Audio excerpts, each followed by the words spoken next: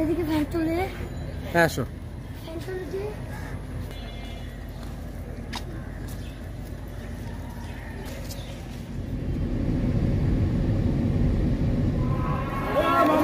আহসান মঞ্জিল পুরান ঢাকার ইসলামপুরে বুড়িগঙ্গা নদীর তীরে অবস্থিত।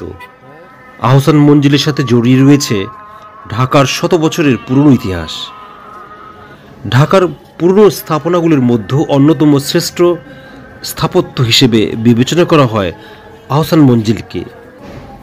নবাব পরিবার বহুল স্মৃতিবিজড়িত এই প্রাসাদটি বর্তমানে জাদুঘর হিসেবে পরিচালিত হচ্ছে। আপনারা ভিডিওতে বুড়িগঙ্গা নদীর তীরে বা পাড়ে আহসান মঞ্জিল দেখছেন।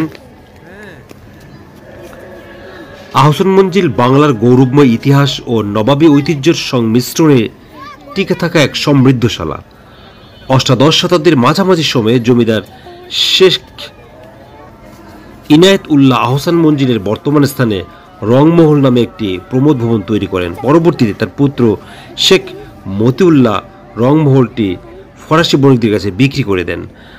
1830 সালে নবাব আব্দুল গনির পিতা খাজা আলী মোল্লা এটি কিনে নেন।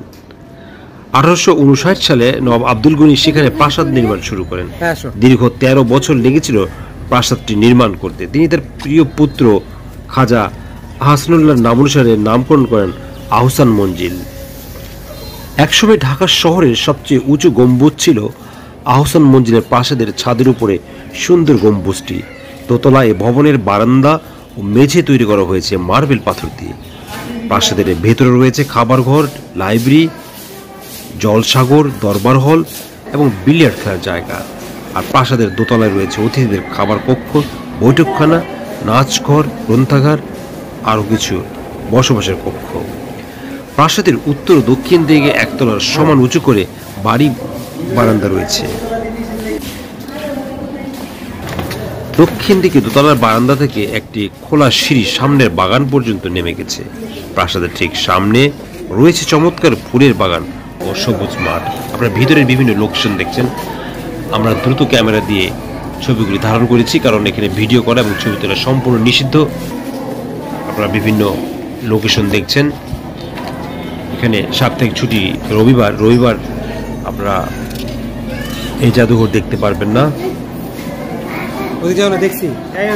শনিবার থেকে বুধবার এই 5 দিন সকাল 10টা থেকে বিকেল 5:30 পর্যন্ত আহসান মঞ্জিল দর্শনার্থীর জন্য খোলা থাকে।